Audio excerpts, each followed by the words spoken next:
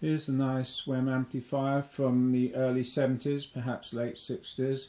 It's in fact called a Dominator Mark 1, even though it doesn't say so on it.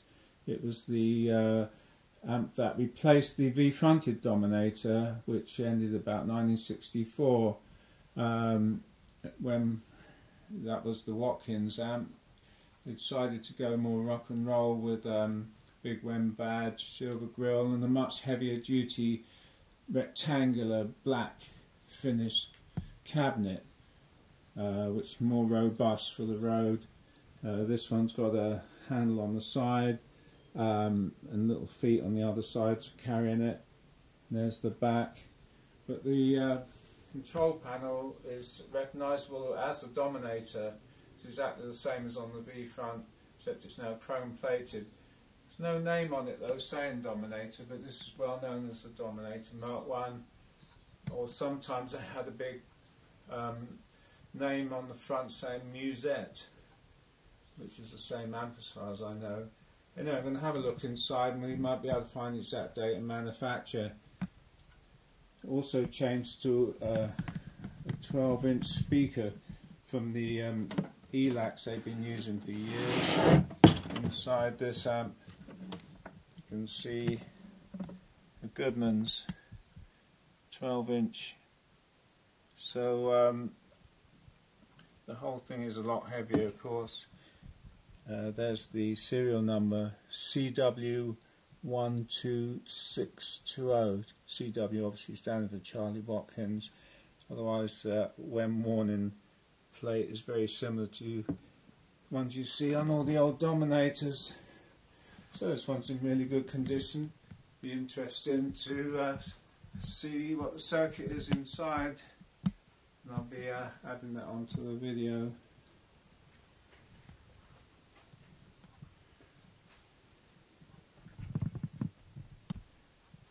Taking the back off this WEM Dominator Mark 1 and look inside, and it's all looking good.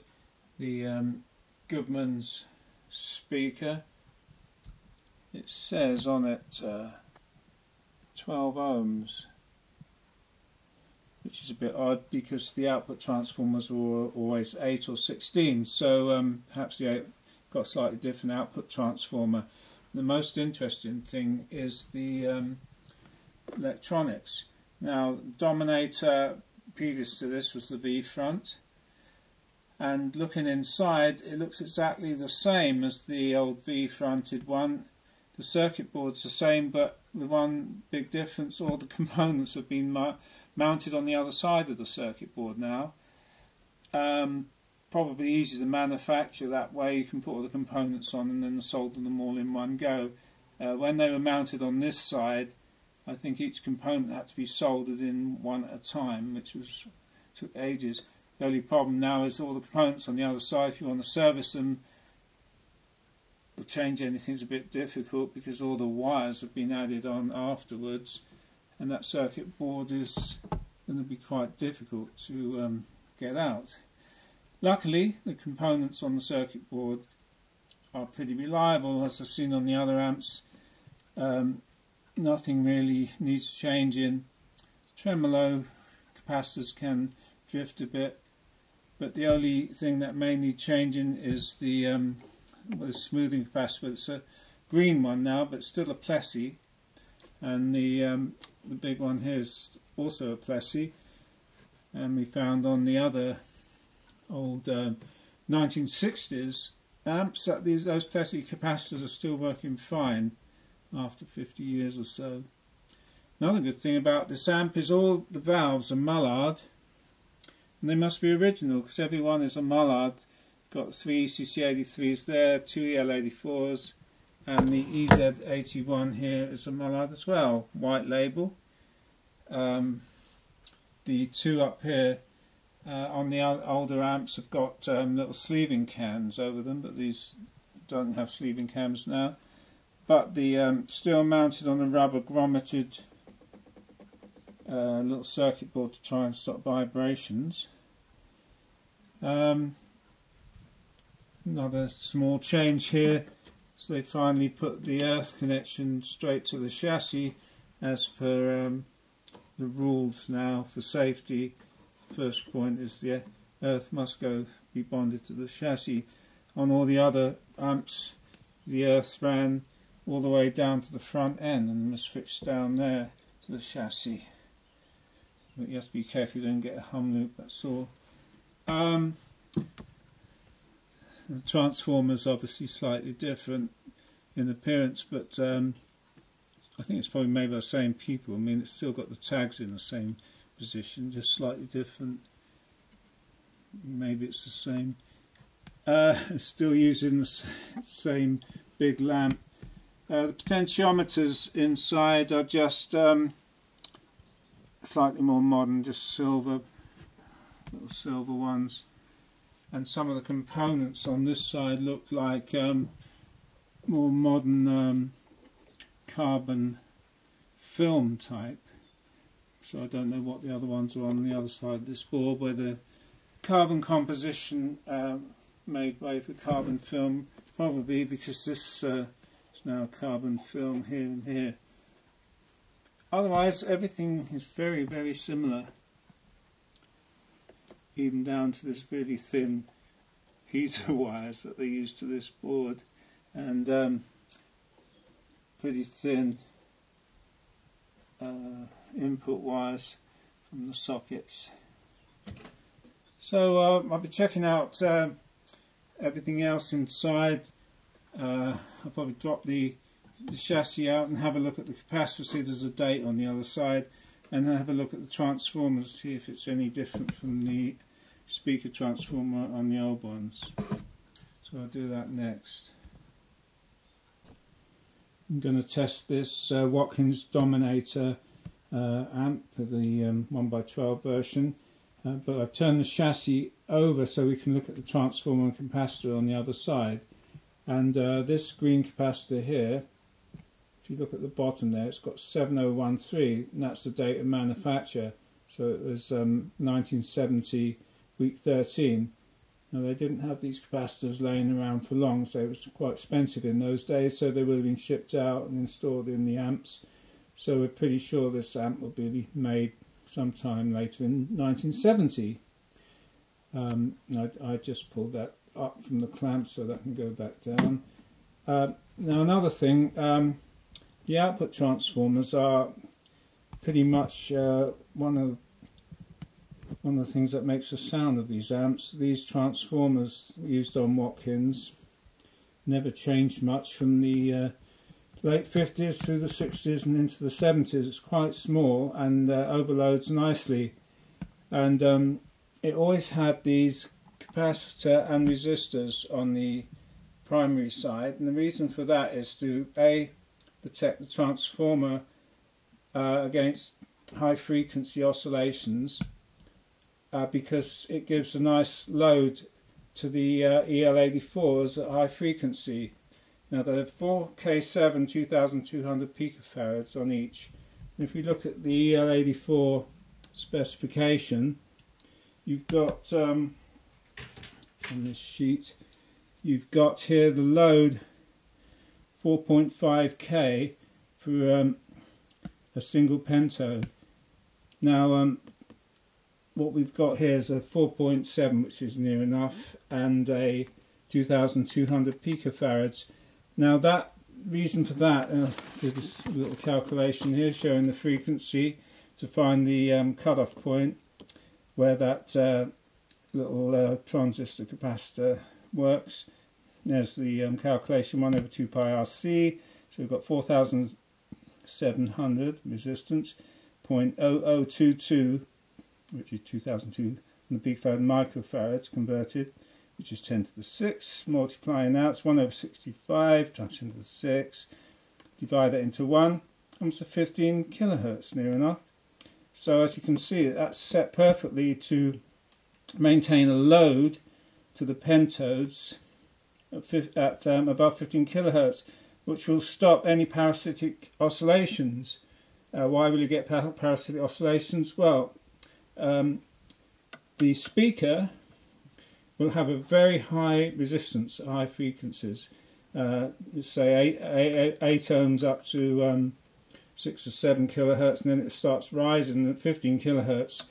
It basically will have a very high resistance shown back through the transformer, so the valves will not see any load at high frequencies, so these give the load to the output valves and maintain stability. Not many other manufacturers bother to do this, but it's a very good idea. Adds a little bit of cost and will save the valves generally and the transformer if you get any oscillations for any reason. There's the original mains transformer, still paper and wax. So these amps hardly varied from the late 50s through the 60s and into the 70s. So just because it's in this modern case doesn't mean that it's going to be inferior to one if you buy a really expensive one from the 60s. Anyway, it's got the full complement of Mullard valves, 3 ECC83s, EL84s and EZ81, original valves, and so I'll be powering it up and let's see what it sounds like. I've powered up the Watkins Dominator slowly on the Variac, checking the voltages.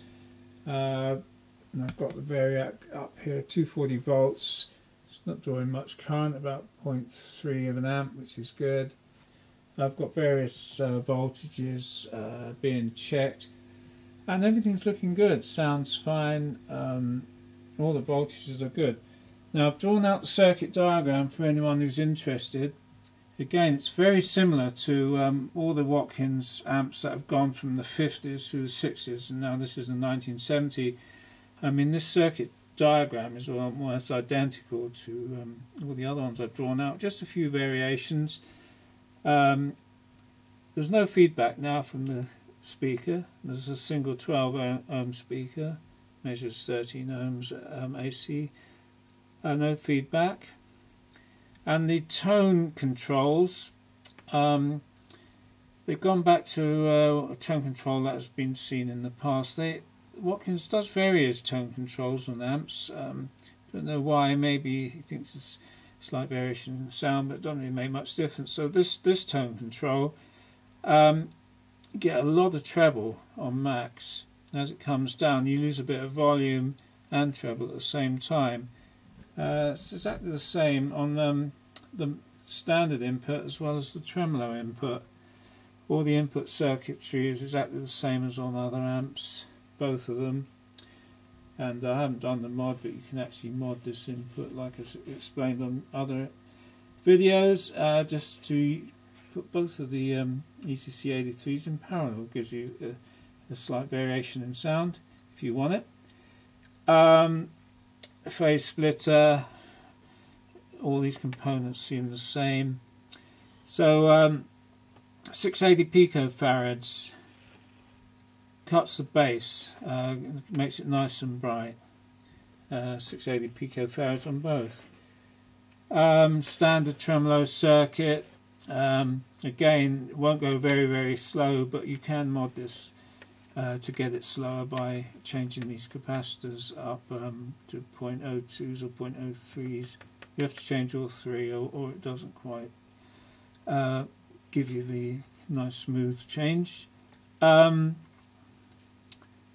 This capacitor gets rid of that thump. It's very essential. There's no thump on this one. Everything else is the same.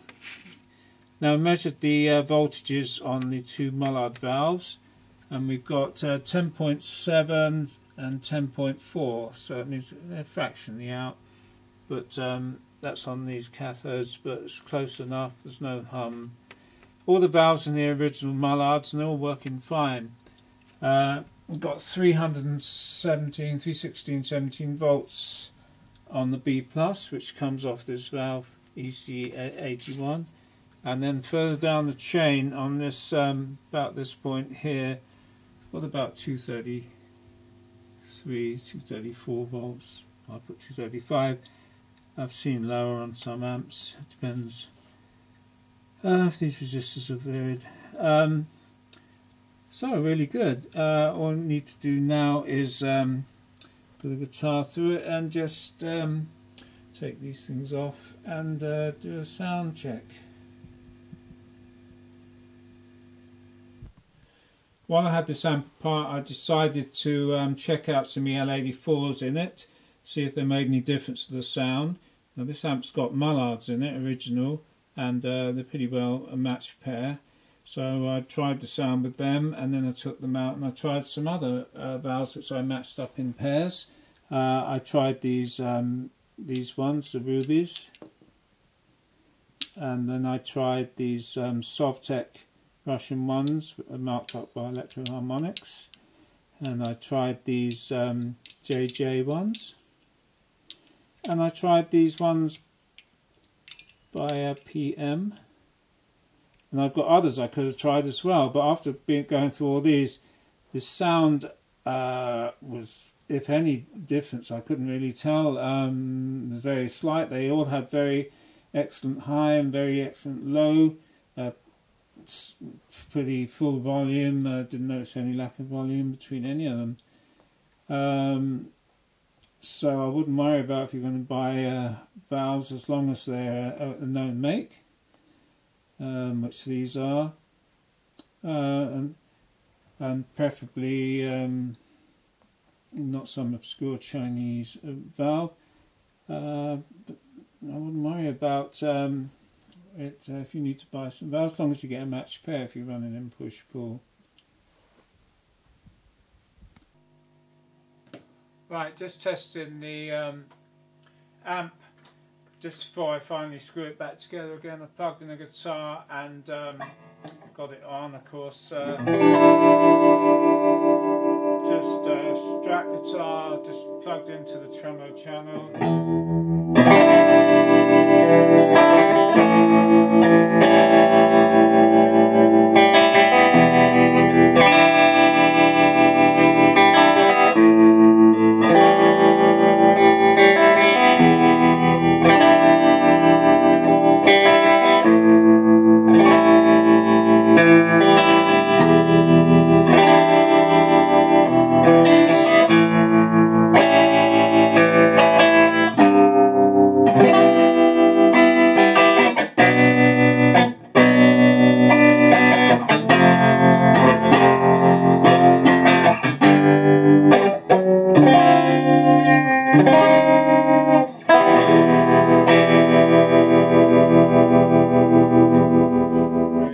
Bright sound. Turn the tremolo off. More treble.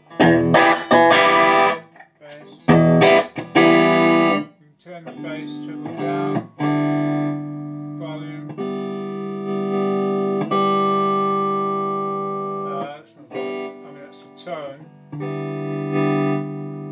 Turning the treble down turns on the way they've got this tone circuit working, turns the volume down as well. So you have to turn the volume up a bit for bass. Turn up the treble. It's like a little volume control.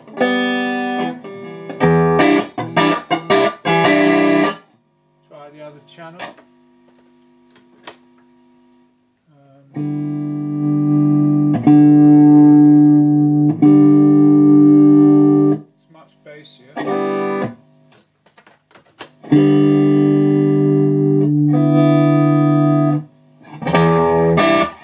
Maybe not.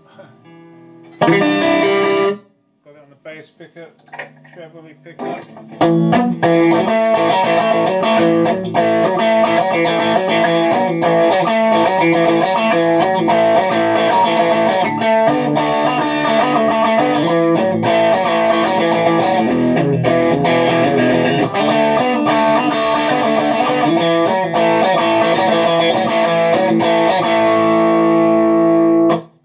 This 12-inch speaker gives a really good range compared to the 10-inch speakers that you get in some of the older amps.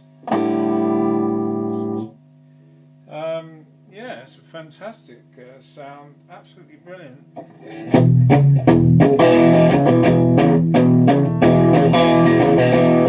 Speaker growls really well on the bass notes.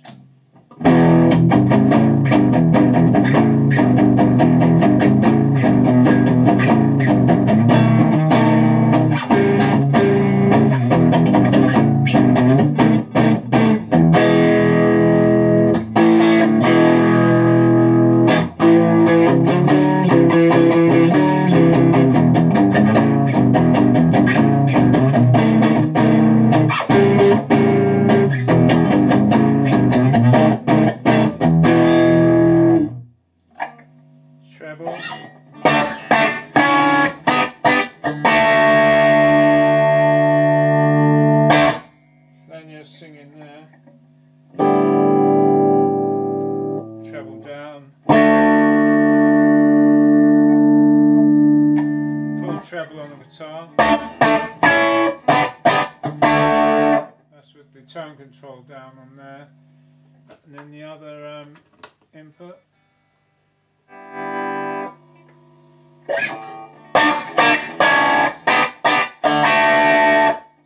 That's the tremolo input, slightly different tone. Put the tone on minimum. Really cuts the volume down, that tone control.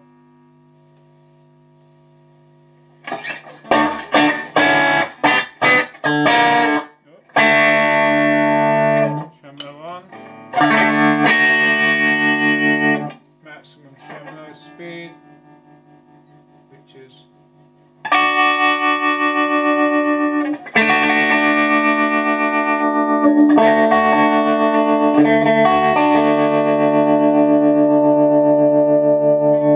minimum speed.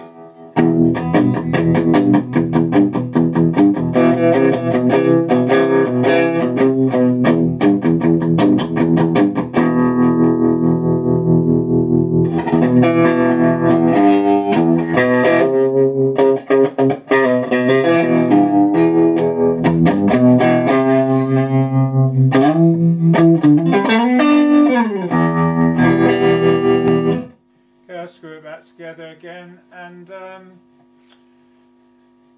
well, it's all original, every single component, so it's a really great amp. I think you'd probably I'd rather buy one of these than pay a lot more for a new one.